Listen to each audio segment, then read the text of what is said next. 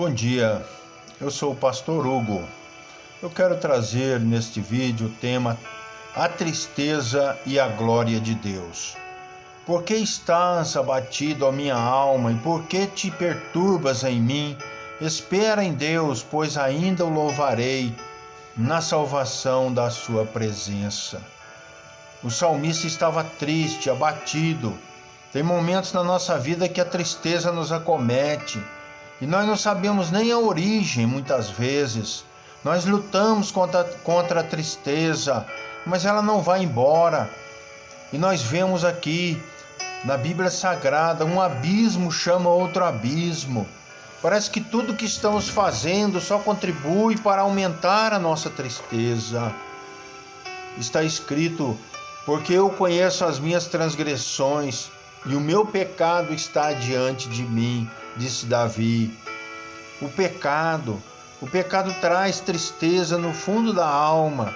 E muitas vezes ninguém sabe que estamos tristes, porque muitas vezes nós temos uma tristeza que ninguém conhece, mas Deus conhece. E o pecado trazia tristeza ao coração de Davi. Ele diz: enquanto eu me calei, envelheceram os meus ossos pelo meu bramido em todo dia. Enquanto Davi ficou calado, enquanto Davi não disse nada a Deus, os seus ossos ficaram consumidos e envelhecidos. Davi disse: eis que amas a verdade no íntimo, porque Deus conhece o mais íntimo do nosso coração. Davi disse: confessei-te o meu pecado e a minha maldade não encobri. Dizia eu: confessarei ao Senhor as minhas transgressões e tu perdoaste a maldade do meu pecado. Está escrito, Davi disse: vou confessar os meus pecados, vou conversar com Deus. Agora nós dois na intimidade. Está escrito: o castigo que nos traz a paz estava sobre ele, sobre o Senhor Jesus estava o castigo. Davi disse: purifica-me com isopo e ficarei puro. É um raminho que dá na parede, o isopo. Lava-me e ficarei mais alvo do que a neve. O sacerdote antigo molhava o sangue com água numa bacia e aspergia sobre o povo, e o povo era purificado. E Davi disse: purifica-me com isopo e ficarei puro, lava-me e ficarei mais alvo do que a neve. A neve é tão branca que nós temos de usar óculos escuros para suportar a claridade da neve. E Davi diz: porque a tristeza Paulo diz: porque a tristeza segundo Deus opera o arrependimento para a salvação, da qual ninguém se arrepende, mas a tristeza do mundo opera a morte. A tristeza segundo Deus, existe alegria segundo Deus, mas também existe tristeza segundo Deus. É quando o homem cai em si. É como o filho pródigo disse: voltarei para a casa de meu pai. Quantos trabalhadores têm pão de sobra e eu aqui pereço de fome? Ele caiu em si e voltou para a casa de seu pai. A tristeza, segundo Deus, é quando nós caímos na realidade e vemos que nossos pecados produzem tristeza no fundo da nossa alma e que é esta a origem da nossa tristeza maior. É quando o homem se arrepende diante de Deus e sente tristeza, segundo Deus. Mas logo que o homem confessa os seus pecados, o seu coração começa a se encher de alegria, segundo Deus. Porque a tristeza, segundo Deus, primeiro, produz alegria, segundo Deus, depois. Dois eventos.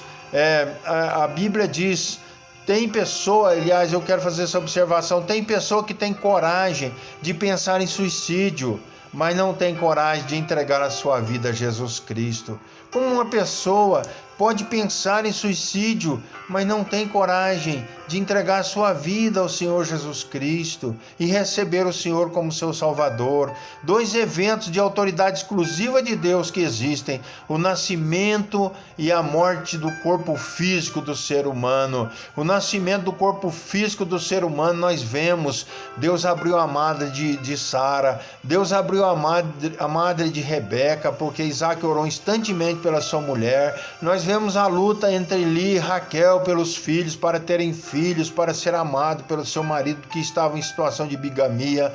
As mulheres de Abimeleque, Deus fechou a madre delas. A mãe de Sansão, que Deus abriu a madre. Ana, que Deus abriu a madre de Ana, porque Penina tinha filhos e Ana não. Mas Ana queria ter um filho para tirar a sua vergonha. Mas o propósito de Deus era dar um juízo a Israel. Ana queria um filho, mas Deus queria dar um juízo a Israel. Nós vemos Deus fechando a madre de Mical. Nós vemos Deus abrindo a madre de Sunamita. Nós vemos Deus abrindo a madre de Isabel e dando a voz do que clama no deserto, João Batista. E por último vemos uma mulher, Maria, que não conheceu nenhum homem, nenhum varão, e foi pelo Espírito Santo, concebeu pelo Espírito Santo e deu à luz ao nosso Salvador, Senhor Jesus Cristo.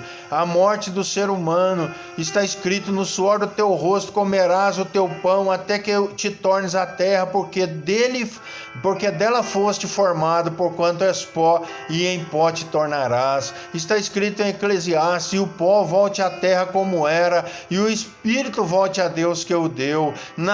Deus feriu Nabal por não dar víveres a Davi, os filhos de Eli porque eram sacerdotes maus. Ezequias ensoberbeceu seu coração, e Isaías deu a seguinte mensagem para ele: põe a tua casa em ordem, porque morrerás e não viverás. E ora o seu coração se exaltou, diz a Bíblia. Então Ezequias voltou seu rosto para a parede e orou ao Senhor. Disse: Senhor, lembra-te, peço, de que andei diante de ti em verdade e com coração perfeito, e fiz o que era reto aos teus olhos. E chorou Ezequias muitíssimo. Era tristeza, segundo Deus, invadindo o coração de Ezequias, e ele caindo na real, ele caindo em si, vendo que o que estava acontecendo para que ele fosse para a morte era o seu pecado. A morte espiritual, a Bíblia diz em Salmo: ouvi a tua oração e vi as tuas lágrimas, porque Deus ama o homem que tem o seu coração quebrantado. Davi disse: sacrifícios não quisestes, holocausto não requereste, mas a um coração quebrantado, ó Deus, não desprezarás, ó Deus. A morte espiritual do homem é responsabilidade de Satanás e do próprio homem, porque está escrito: o salário do pecado é a morte. É o homem que busca sua própria morte espiritual. O salário do pecado é a morte. É o homem que tem que tomar a decisão de receber o Senhor Jesus no seu coração. Você quem pode mudar isso. É você quem toma essa decisão. Porque da parte de Deus está escrito: porque Deus amou o mundo de tal maneira. Isto quer dizer, de tal proporção, que ele enviou seu Filho. Isso é das minhas palavras, de tal proporção, que ele enviou seu Filho unigênito, para que todo aquele que nele crê não pereça, mas tenha a vida eterna. Então é responsabilidade tua, é decisão tua, meus prezados, de vocês, meus prezados, minha.